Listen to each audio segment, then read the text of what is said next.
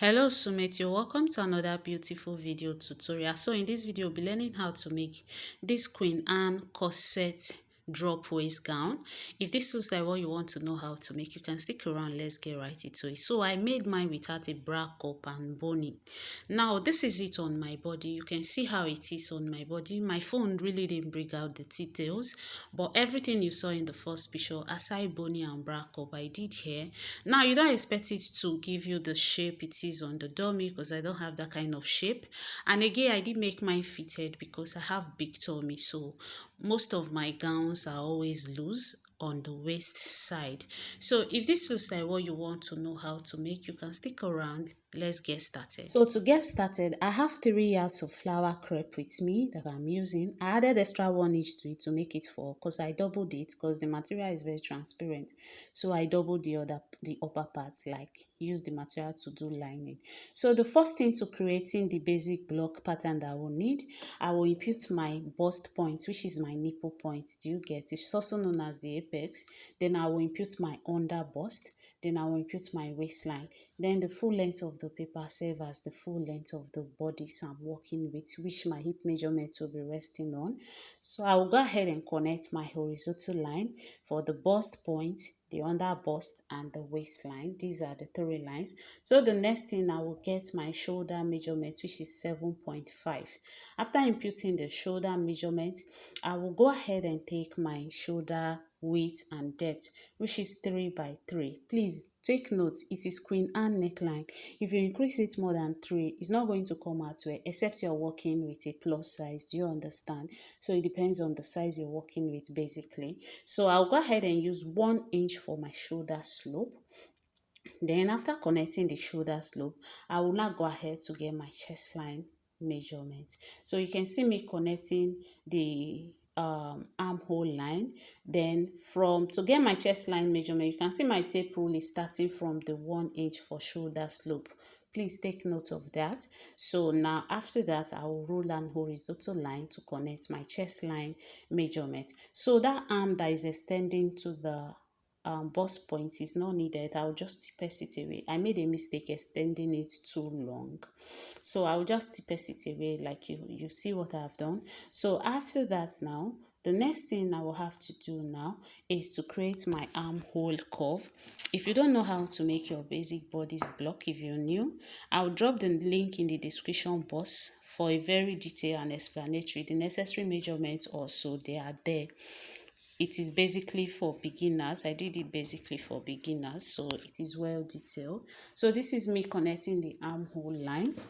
After that, I will go ahead and take my dart intake. I'm just labeling it, the bust point, the chest line, and every other part of it. So I'll go ahead and take my nipple to nipple measurement is 8 inches. Divide by 2 is 4. So I'm just marking the 4 straight up to the bust point. I'll just mark the 4 straight to the bust point. Then I'll connect with a straight ruler like you see me do, like this. So after getting my dart line, this is my dart line. From the bust point, I'll come down by 1/2 inch. I'll also go up by 1/2 inch. Do you understand? So after doing that, now my dart intake that I'm using here is 2 inches. So I will distribute it evenly on both sides, 1 inch to the left and 1 inch to the right, straight to the under bust. I will connect it to the under bust. Please take note, I'm connecting it to the under bust. So after connecting it to the under bust, I will get my pattern master ruler and I will create a curve from the under bust line to the 1/2 inch we came down with from the bust point. You know, we came down by 1/2 inch and we went up by 1/2 inch. The one we came down with, that's where I will connect to the under bust line. Hope you can see what I've done. So after that, now I'll go ahead and take my waist measurement. It is usually 8.5. Then after marking the 8.5, I will add the 2 inches I've used for that intake. Now I will add it to it. Then I'm adding extra 1/2 inch for ease allowance because I do not want it fitted. So on the hip line, I will do the same thing. I will impute my hip measurement. The 2 inches for that intake, I will add it, and 1/2 inch for ease allowance. Then I will go ahead and connect. So now I went ahead to add 1.5 inch for my seam allowance. Basically, that's what I use in all of my work and all of my video. So I'll just connect the 1.5 inch. After connecting the 1.5 inch straight from the chest line to the waist and from the waist to the hip line, I'll go ahead and impute the side dart, which is also known as the classic dart. From the bust point, I'll come down by 2 inches and I'll connect it to the chest line. You can see what I'm doing here like this. If you watch the basic block pattern, it will be easier for you to understand all of this. So after that, now I have to crease this side dart. Now for me to crease the side, I went ahead to separate the paper because I'll be using it to draft the back. For me to crease the side dart, you know we're creasing 2 inches away, so I added extra 2 inches to the full length of the paper. You can see the part I taped. I'm sorry it wasn't showing fully, but I'll push it up so you can see the 2 inches at the side dart. Now we have to return it. That's why I added extra 2 inches to the full length of the paper. So after doing that, now I have to determine how high I want the cup part to be. So I went up by 4 inches from the bust point and I'm rolling a straight line to the 4 inches from the bust point. If you want yours higher than that, you can do that so you cover your boobs very well. Then from the center front, I came in by half an inch. Now that half an inch is serving as a guide for me to connect the cup part. You see what I've just done there. Now I'm doing half an inch tightening on the other part so that this thing will not be open. It can cover me very well. So I'm just doing tightening. You can see I'm using the curved part of the ruler. I later use the straight part of the ruler to straighten it up. Then I will now connect that half inch I came in with. I will now connect to the half inch tightening we did at the upper part. Then from the chest line, I will come in by 1 inch. Then I will connect it straight to the under bust line like this. Then after that, we will now connect from this half inch also straight to the armhole point where I came in by 1 inch. Do you understand? I hope you understand. So this is me straightening it. I'm just straightening it up. You can decide to make it curve. You can decide to make it straight. It will still come out well. Do you understand? So now, after getting the cup, now let's get the neckline of the pattern. So to get the neckline, you determine how deep you want it. Do you get? I just made it faint here to see if it's okay. So now I just determine how I want it. If I want it tinier than this, I will go in more. So you just connect it from how you want it. You just connect it straight to the 3 inches that we use in making the shoulder width. Do you understand? Now, if your client is a plus size, you can make the shoulder width more than 3 inches. Please, it is not standard that you use 3 inches for everybody. So I'm just trying to crease the side dart. You can see how I'm doing it. I will just go ahead and crease the side dart. I've already opened the center dart. Now you can see that all the darts, we are taking them away. That's why we replace them. Do you understand? So take note of replacing all of your darts. Any dart you use in your drafting, make sure you replace it. Now you can see that the lines are not equal at the side after creasing the dart. So you connect it straight to the waistline. Connect a straight line and that will be your new line. Do you understand? So now all the lines that didn't connect because we've creased, I'm reconnecting them back. Do you get? So for the shoulder part, the Queen Anne part, this part now you have to crease it so that you get a straight line, because if you do not crease it, it might not come equal. Most times it doesn't come equal. So I'm just trying to slit the middle part open so that I can get it equal. Do you get? So you just cut it straight, or you crease it like I was folding the paper the first time. You can crease it, but I feel slitting it is easier. So you can see how I'm topping it. Now for this pattern, there was no difference. You get, it matches. But to be on the safer side, make sure you always do this so that the lines will connect. If not, one part will be shorter than the other part. and it will alter your work. So I will go ahead and cut it out. You can see the part we connected from the cup part to the shoulder line.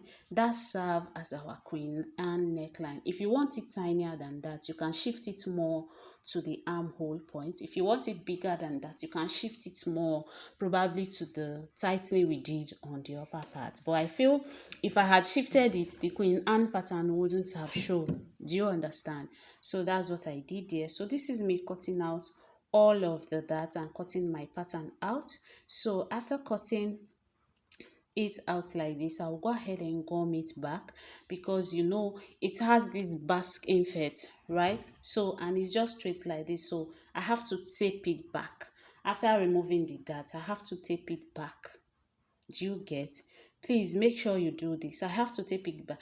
If you slit it open while the dart are still there, it's still not going to be equal. You see the same thing we did on the upper part. It's still the same thing. So just remove the dart, tape it back before you do the basque inset. Do you understand?